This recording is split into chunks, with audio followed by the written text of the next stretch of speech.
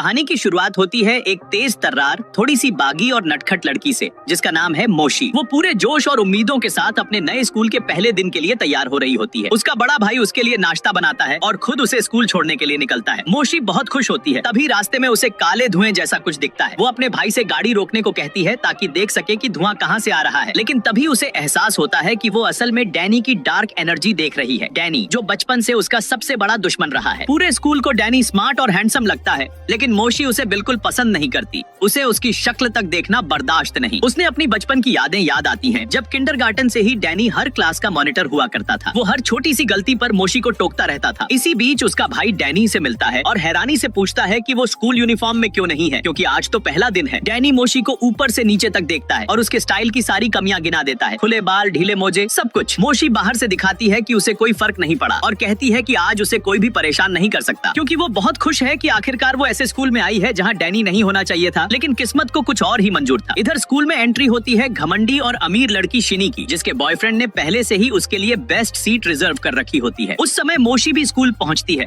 और नया स्कूल देखकर बहुत खुश होती है। उसे लगता है कि अब वो डैनी के कंट्रोल से आजाद है। लेकिन जैसे ही वो क्लासरूम में कदम रखती है, सामने डैनी बैठा होता है। उसका सारा जोश वहीं खत्म हो जाता है। वो हैरानी में उससे पूछती है कि इतना होशियार स्टूडेंट होकर वो टॉपर्स क्लास में क्यों नहीं है। डैनी बताता है कि वो फाइनल एग्जाम के समय बीमार था, इसी वजह से उसके मार्क्स कम आए और उसे इसी क्लास में आना पड़ा। वो ये भी बताता है कि यूनिफॉर्म भी उसे आज ही मिली है। फिर टीचर क्लास में आता है और सबको अपना अपना इंट्रोडक्शन देने को कहता है। कुछ स्टूडेंट खुद को स्कूल के बिजनेसमैन बताते हैं, खाना बेचना, मदद करना, सब कुछ पैसे लेकर। फिर डैनी अपनी बारी पर बहुत प्रोफेशनल तरीके से खुद को इंट्रोड्यूस करता है और बताता है कि वो हमेशा से क्लास मॉनिटर रहा है। जब मोशी की बारी आती है, वो चिढ़ते हुए कहती है, प्लीज इसे फिर से मॉनिटर मत बनाना। टीचर अनाउंस करता है कि डैनी मॉनिटर बनेगा, लेकिन मोशी भी खुद को कैंडिडेट घोषित कर देती है। टीचर फैसला करता है कि अगले दिन इलेक्शन होंगे। अगले दिन रास्ते में मोशी डैनी की बैग के साथ शरारत करती है ताकि उसे इलेक्शन में नुकसान हो। भागते भागते वो गलत दिशा में चली जाती है और रास्ते में शिनी की गाड़ी से टकरा जाती है। शिनी उसे पैसे ऑफर करती है, लेकिन मोशी पैसे उसके मुंह पर फेंक कर भाग जाती है, क्योंकि वो ये सीन फिल्मों में हमेशा करना चाहती थी। रास्ते में उसे वही दो बिजनेस वाले लड़के मिलते हैं जो उसे तेजी से स्कूल पहुंचाने में मदद करते हैं। स्कूल में डैनी अपना इलेक्शन स्पीच देता है कि वो सबको पढ़ाई में टॉपर बना देगा। टीचर मोशी को बुलाने ही वाला होता है कि वो नहीं आई, लेकिन एन वक्त पर मोशी क्लास में एंट्री मारती है। वो सच्चाई से बोलती है कि वो पढ़ाई में कमजोर है, इसलिए वो जानती है कि पढ़ाई कितनी बोरिंग होती है। वो वादा करती है कि मॉनिटर बनकर वो क्लास पर प्रेशर नहीं डालेगी और सबको सपोर्ट करेगी। उसकी बातें क्लास को पसंद आती हैं। इलेक्शन का रिजल्ट आता है।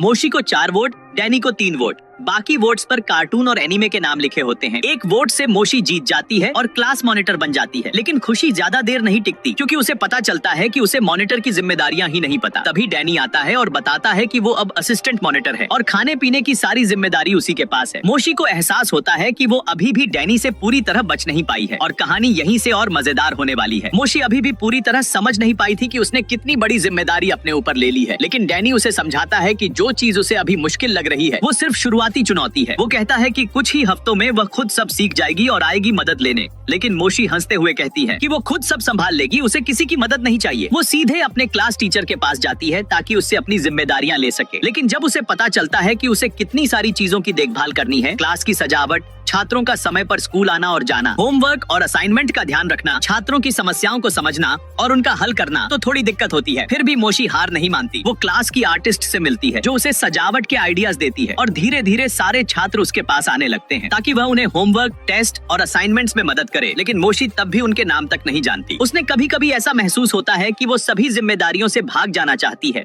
लेकिन फिर वो खुद को याद दिलाती है कि वह इसे कर सकती है। मोशी हर छात्र से कहती है कि तुम खुद कर सकते हो, मैं भरोसा करती हूँ कि तुम अपनी बात खुद संभाल लोगे। वो आर्टिस्ट को क्लास की सजावट की पूरी आजादी देती है और 2 बिजनेस वाले लड़कों को लैब की चाबी दे देती है ताकि वो सफाई कर सके। किसी ने भी जब होमवर्क या टेस्ट के बारे में पूछा, मोशी सिर्फ यही कहती है कि तुम खुद खोज सकते हो, तुम कर लोगे। एक दिन मोशी अपने क्लास में बैठी थी और डैनी से कहती है कि उसे उम्मीद नहीं थी कि क्लास मॉनिटर बनना इतना आसान होगा। डैनी बताता है कि अब 2 ही दिन बाकी हैं और सारी जिम्मेदारी उस पर है। मोशी सोचती है कि उसके पास अभी कितना काम बाकी है। तब उसे पता चलता है कि 2 छात्र स्कूल में नहीं आए हैं और ये उसकी जिम्मेदारी है कि वो उन्हें स्कूल वापस लाए। डैनी चुनौती स्वीकार करता है और तय होता है कि मोशी लड़की को मनाएगी और डैनी लड़के को, और देखेंगे कौन सफल होता है। मोशी लड़की के घर जाती है, लेकिन लड़की दरवाजा बंद कर देती है। मोशी कई बार कोशिश करती है, लेकिन हर बार दरवाजा बंद हो जाता है। डैनी लड़के के पास जाता है और पाता है कि वो एक मशहूर सिंगर और डांसर है। वो आम छात्र बनना चाहता है, लेकिन उसके चारों तरफ फैंस हैं और वो उसे देखकर ज़ॉम्बी की तरह लपक जाती हैं। मोशी सोचती है कि लड़की को स्कूल लाने का रास्ता उसके दिल से होकर नहीं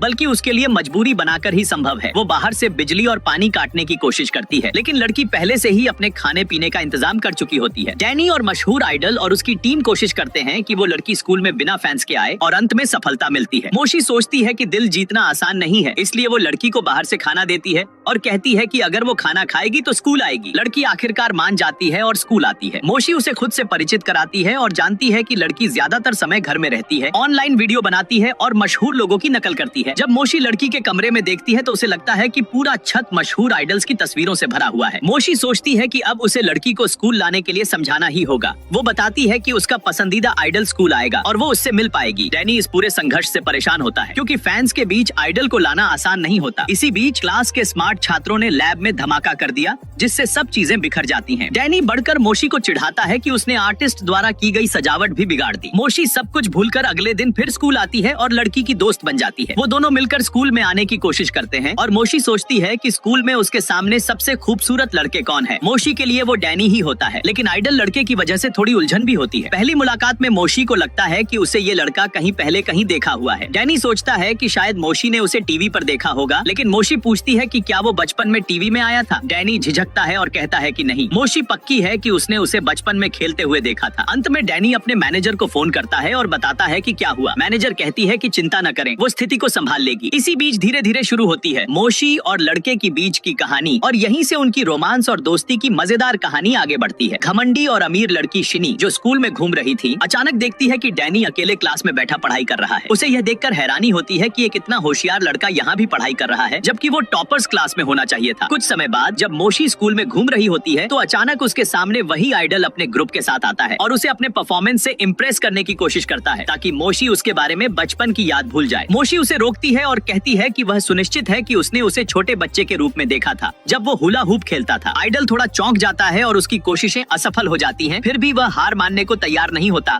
और फिर से क्लास में जाने की कोशिश करता है। वह मोशी से कहता है कि वह उसे रेस्ट टाइम में मिले और फिर वह उनके लिए गाता है और अपनी कला दिखाता है ताकि मोशी और उसकी दोस्त इम्प्रेस हों। मोशी फिर भी अपने फ्लैशबैक में लौटती है और कहती है कि वह सुनिश्चित है कि उसने उसे बचपन में हुला हूप खेलते देखा था, लेकिन याद नहीं आ रहा कि कहाँ। इसी दौरान शिनी भी डैनी का पीछा करती है और पता लगाती है कि वह वास्तव में एक औसत छात्र है जिसने एक एग्जाम मिस किया था, इसलिए टॉपर्स क्लास में नहीं गया। शिनी हैरान होती है कि ऐसा कैसे हो सकता है क्योंकि वह एग्जाम दोबारा दे सकता था। आइडल हार नहीं मानता और मोशी से कहता है कि वह उसे स्कूल के थिएटर में ले जाए। वहाँ वह कहता है कि वह किसी को परेशान नहीं होने देगा और पूरी मेहनत करता है। इस बीच मोशी अपनी बचपन की यादें ताजा करती है और याद करती है कि जब डैनी छोटा था वह थोड़ा मोटा था और हुला हूप खेलता था। डैनी बताता है कि उसे कभी फर्क नहीं पड़ा कि लोग उसे पसंद करें या न करें, लेकिन मोशी कहती है कि उसे खुद से प्यार करना चाहिए और वह खुद किसी ऐसे इंसान से प्यार करती है जो उसे बचपन से पसंद है। जाहिर है वह डैनी की ही बात कर रही है। इसी दौरान डैनी की मैनेजर और सुरक्षा टीम आती है, लेकिन आइडल कहता है कि मोशी ने उसे इतना भरोसा दिया है कि वह खुद खुश है और अब उसे कोई चिंता नहीं। स्कूल का सेशन खत्म होने के बाद शिनी डैनी को टॉपर्स क्लास में शामिल होने का ऑफर देती है, लेकिन वह मना कर देता है। इस बीच डैनी और मोशी के बीच कुछ खेल और चुनौती शुरू होती है। मोशी दौड़ में जल्दी थक जाती है और गिर पड़ती है, जबकि डैनी जीत जाता है। डैनी क्लास में वापस आता है और देखता है कि सभी छात्र खेल और मजाक में लगे हैं जैसे वे घर में हो। मोशी खुद बैठकर खा रही होती है और बताती है कि उसने क्लास मॉनिटर के रूप में लक्ष्य पूरा कर लिया है क्योंकि उसने अपने सहपाठी को खुश और उत्साहित कर दिया। डैनी कहता है कि उसने ज्यादा कर दिया है और ये तरीका सही नहीं है। मोशी कहती है कि उसे खुद पर भरोसा है और वह अपनी पसंद के कपड़े पहनती है। डैनी बताता है कि उसे अपनी जैकेट नहीं खुली रखनी चाहिए क्योंकि यह दिखाता है कि उसने बहुत खाना खाया। मोशी जैकेट के बटन बंद करती है, लेकिन एक बटन गलती से शिनी पर लग जाता है। घर लौटने पर मोशी देखती है कि उसका भाई डैनी को लंच के लिए बुला रहा है ताकि वह स्कूल में उसकी देखभाल करे। मोशी चौंकती है और कहती है कि क्या वह सच में ऐसा करेगा। डैनी भाई को विश्वास दिलाता है कि वह मोशी की हर चीज पर ध्यान रख सकता है क्योंकि वह हर चीज में उससे बेहतर है। मोशी थोड़ी नाराज होकर अपने कमरे में जाती है और सोचती है कि उसे अपनी फॉर्म वापस पाना है और अपनी आदतों को सुधारना है क्योंकि उसने बहुत अधिक वजन बढ़ा लिया है। मोशी याद करती है कि आइडल लड़का भी बचपन में थोड़ा मोटा था और अब वह सबसे सही व्यक्ति है जो उसे जल्दी से फिट करवा सकता है। अगले दिन मोशी स्कूल जाती है और आइडल लड़के से कहती है कि वह उसे मदद करे और जब वह अपने लक्ष्य तक पहुंच जाए तो वह उसके लिए एक शानदार लंच तैयार करेगी। लड़का सहमत हो जाता है और उसे प्रशिक्षण मैदान में ले जाता है। वह कहता है कि वह तभी मदद करेगा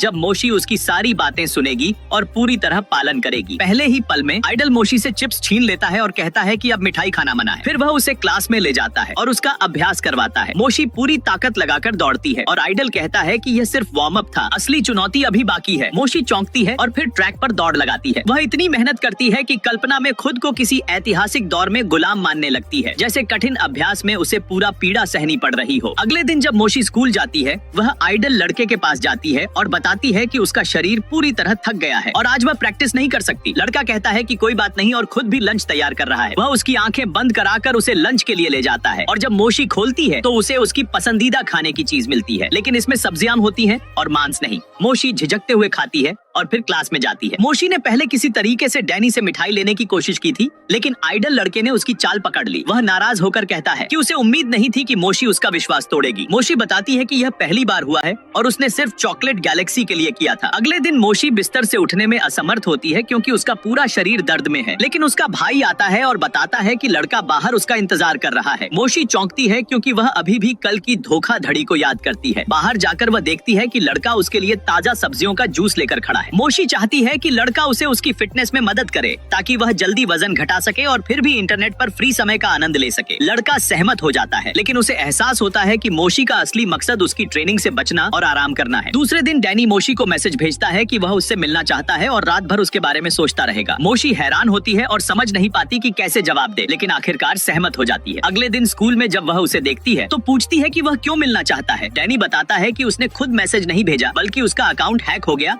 और कोई धोखेबाज मैसेज भेज रहा था। मोशी थोड़ी गुस्से में वहाँ से चली जाती है। इसी बीच स्कूल का सबसे डरावना और सख्त टीचर क्लास में आता है। सभी छात्र डर के मारे खड़े हो जाते हैं, लेकिन मोशी अपनी आदत के अनुसार पानी की तरह शांत रहती है। डैनी उसे बचाते हुए टीचर के सामने क्लास को खड़ा होने का संकेत देता है। टीचर जान लेता है कि मोशी क्लास मॉनिटर है, लेकिन वह नियमों के प्रति लापरवाह है, इसलिए उसे क्लास का एक चेयर बाहर ले जाने और खड़ा होने का सजा देता है। आइडल लड़का बीच में आता है और कहता है कि यह सजा उचित नहीं है। वह खुद चेयर उठाता है और मोशी के साथ खड़ा होता है। टीचर सभी नियम समझाता है कि जो भी हंसे, बोले या ध्यान भटकाए उसे क्लास से बाहर किया जाएगा। परिणाम स्वरूप पूरी क्लास बाहर खड़ी होती है। चेयर ऊपर रखते हुए सिर्फ डैनी अकेला शांत रहता है। घमंडी शिनी इस दृश्य को देखती है और कहती है कि डैनी क्लास के लिए एक हानि है और मोशी को उसे बचाने की कोशिश करनी चाहिए। जब क्लास का ब्रेक होता है, डैनी अकेले लंच खाता है, लेकिन शिनी उसे परेशान करती है और पूछती है कि क्या उसने अपनी क्लास ट्रांसफर की तैयारी पूरी की या नहीं। डैनी बताता है कि उसके पास ऐसा कोई इरादा नहीं है। बाद में डैनी और मोशी लंच के लिए बगीचे में जाते हैं। वहाँ उन्हें एक कुत्ता मिलता है जो उनके आसपास खेलता है। कुछ ही देर बाद वे खाना पकाने की खुशबू महसूस करते हैं और कुत्ते के पीछे चलते हैं। मोशी देखती है कि वही कुत्ता स्कूल का पुराना कुत्ता है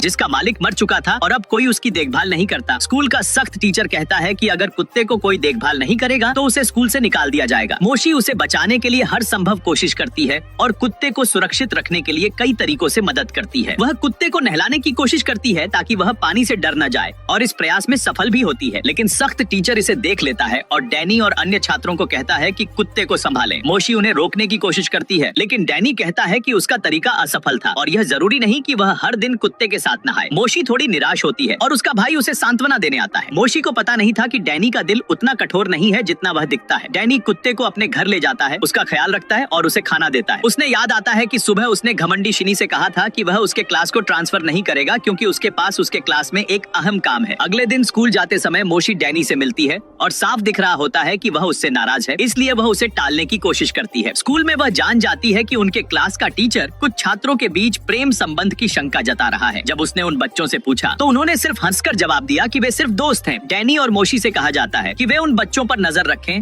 और अगर कुछ भी हो तो उन्हें सही सलाह दें क्योंकि वे अभी छोटे हैं। मोशी यह सब करने से बचना चाहती थी, खासकर डैनी के साथ, क्योंकि उसे अभी भी कुत्ते का मामला याद था। लेकिन जब वे टीचर के ऑफिस से बाहर निकलते हैं, डैनी समझाने की कोशिश करता है कि वह लड़के और लड़की के मामले को खुद संभालेगा और मोशी को इसमें शामिल होने की जरूरत नहीं है। मोशी उसकी बात को नजरअंदाज करती है और कहती है कि वह प्यार के बारे में कुछ नहीं जानती, लेकिन डैनी कहता है कि असल में मोशी ही प्यार नहीं जानती। मोशी कहती है कि कम से कम उसे टीवी सीरियल्स और फिल्मों के जरिए प्यार समझ में आता है। लंबे बहस के बाद वे समझौता करते हैं कि मोशी लड़की पर ध्यान देगी और डैनी लड़के पर। अगले दिन मोशी उस लड़की से बात करने की कोशिश करती है और डैनी लड़के से। इस बीच वे देखते हैं कि उन बच्चों ने अपने मोबाइल पर संदेशों के जरिए अगले दिन सिनेमा जाने का प्लान बनाया है। डैनी मोशी को याद दिलाता है कि जब वे बच्चे थे तो दोनों साथ में बैठे होते थे। डैनी पढ़ाई करता रहता था और मोशी खेलती रहती थी। मोशी उस समय उसे खेलने के लिए परेशान करती थी और डैनी उसकी बात मानकर खेल में शामिल हो जाता था। अगले दिन जब मोशी और डैनी दोनों सिनेमा देखने वाले बच्चों को देखते हैं, डैनी कहता है कि पहले उन्हें दूर से देखना चाहिए ताकि पता चले कि वे वास्तव में जुड़े हुए हैं या सिर्फ दोस्त हैं। डैनी इसे गंभीरता से लेता है और मोशी भी इसे गंभीरता से लेती है, लेकिन वह बीच बीच में बच्चों के लिए खाना लाती है और खुद को व्यस्त रखती है। वे दोनों उन्हें मॉल और फिर सिनेमा में देखते हैं और पाते हैं कि उनके बीच कुछ भी नहीं है, न हाल हाथ पकड़ना,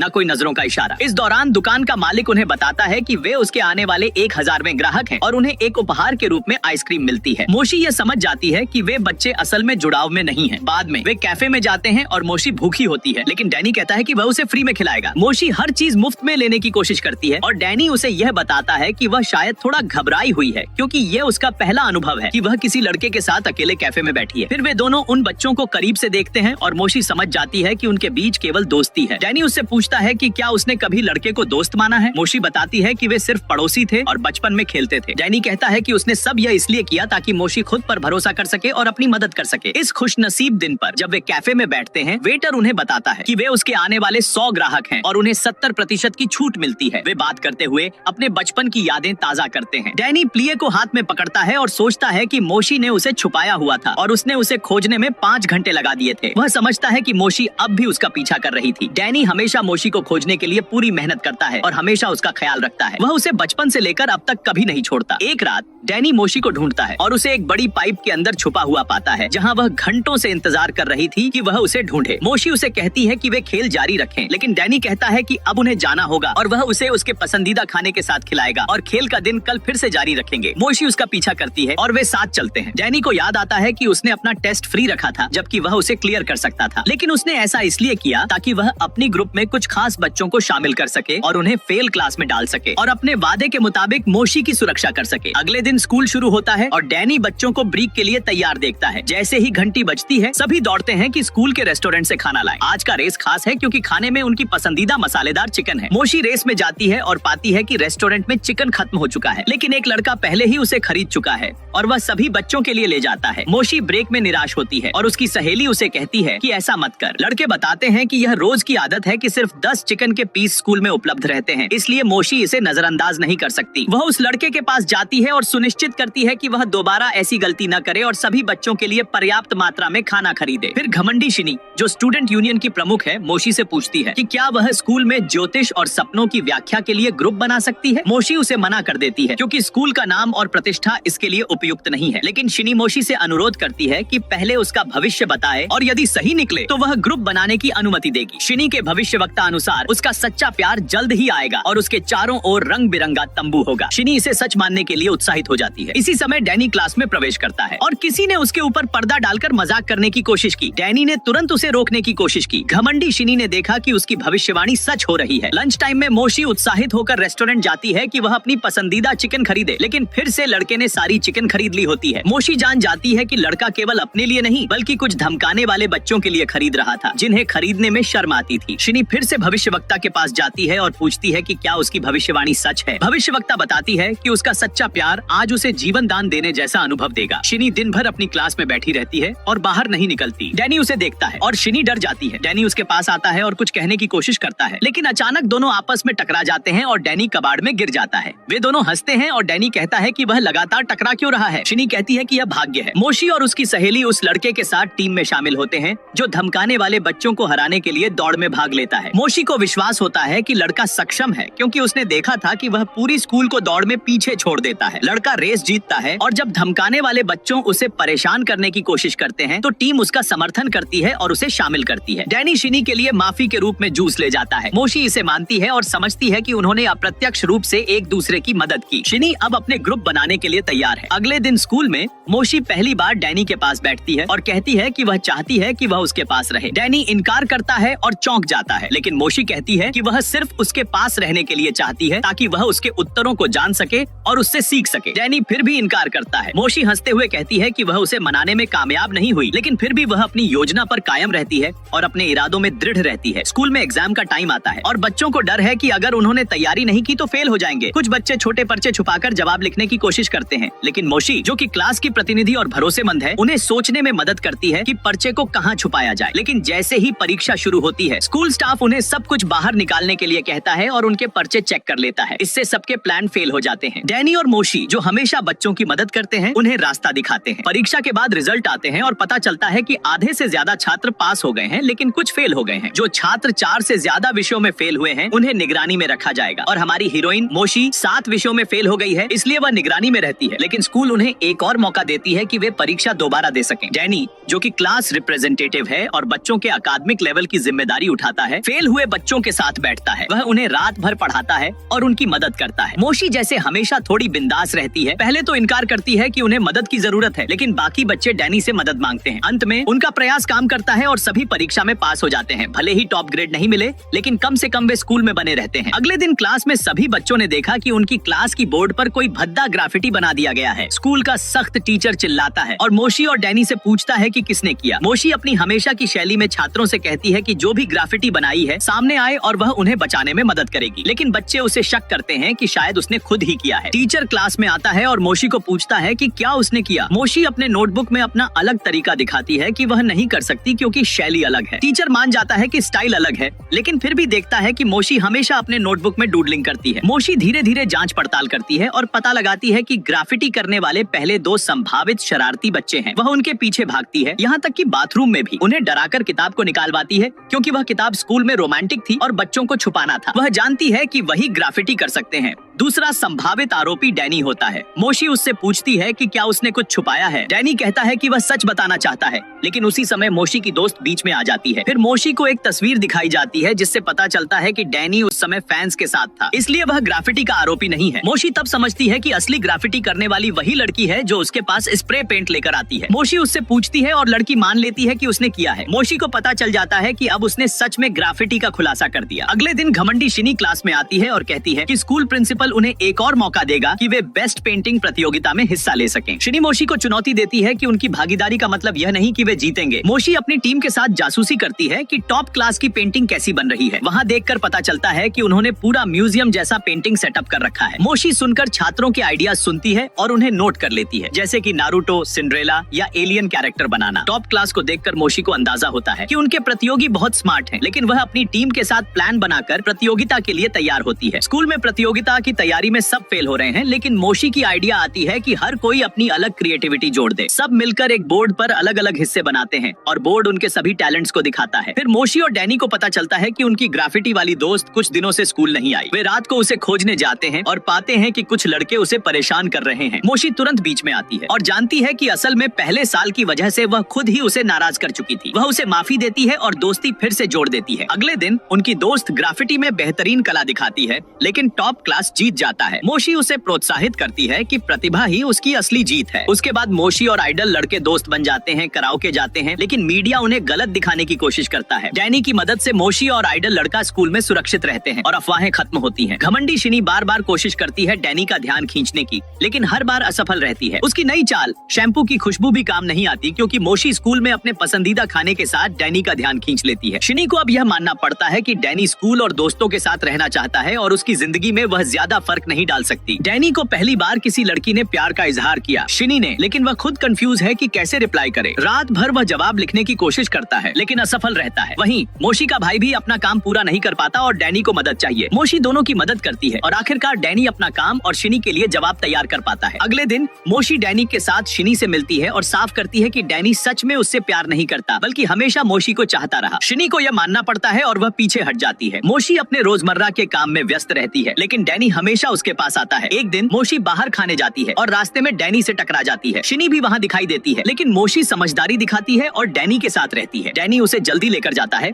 लेकिन मोशी हैरान होती है कि वह क्यों जल्दी भाग रहा है। वह उसे फॉलो करती है और अंततः पता चलता है कि डैनी एक वृद्ध महिला अपनी दादी के घर गया है जो मेमोरी लॉस से परेशान है। मोशी डैनी के साथ दादी की देखभाल में हाथ बटाती है। वह एक पुराना बॉक्स पाती है और पूछती है कि इसे फेंक दें या रखना है, लेकिन दादी उसे परेशान करने लगती है। डैनी तुरंत बीच में आता है और मोशी को बचाता है। इस तरह मोशी डैनी के साथ दादी की मदद करती है और उनकी बॉन्डिंग और भी मजबूत हो जाती है। मोशी अपनी दादी के कमरे में जाती है और पाती है कि उनका पुराना बॉक्स खुला है। उसमें उसके मरे हुए दादी के पति का एक पत्र मिलता है। पता चलता है कि आज दादी का जन्मदिन है। मोशी दादी के लिए खुशियां लाने की कोशिश करती है और डैनी भी याद करता है और उसे सुंदर सा कपड़ा और सेलिब्रेशन अरेंज करता है। दोनों मिलकर दादी के साथ यादें ताजा करते हैं और उसका दिन खुशहाल बनाते हैं। मोशी फिर सुबह स्कूल जाती है और रास्ते में डैनी को देखती है जो पहले जैसा मेस्ड अप हालत में है। वह देखती है कि वह विज्ञापनों में स्पेलिंग मिस्टेक्स ठीक कर रहा है। स्कूल पहुंचकर पता चलता है कि एक बच्चा जो सुबह ही मैसी दिखा, असल में उनका चाइनीज लैंग्वेज क्लास का नया रिप्रेजेंटेटिव बनना चाहता है, लेकिन वह सोशल नहीं है और अपने मन में झंझट लिए हुए है। मोशी उसकी मदद करने की कोशिश करती है,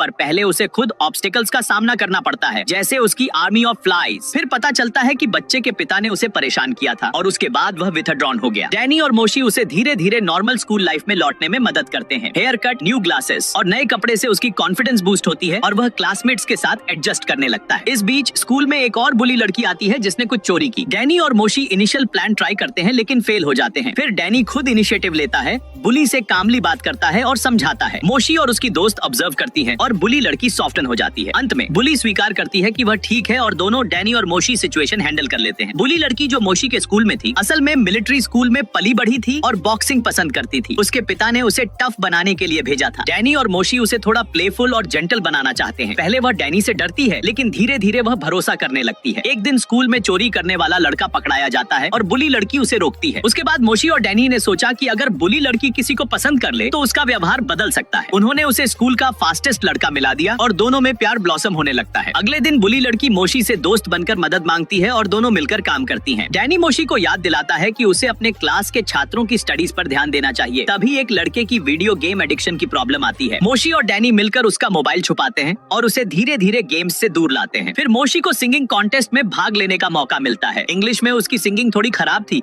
लेकिन डैनी और क्लास के दोस्तों ने उसे हेल्प किया। कॉन्टेस्ट में वह बहुत अच्छा परफॉर्म करती है। अंत में डैनी भी उसके साथ गाता है और दोनों की रिलेशनशिप मजबूत होती है। मोशी अपनी रोल एज क्लास मॉनिटर में सक्सेसफुल रहती है, दोस्तों और क्लासमेट्स की मदद करती रहती है और स्कूल लाइफ में अपनी हर चैलेंज को मैनेज करती है।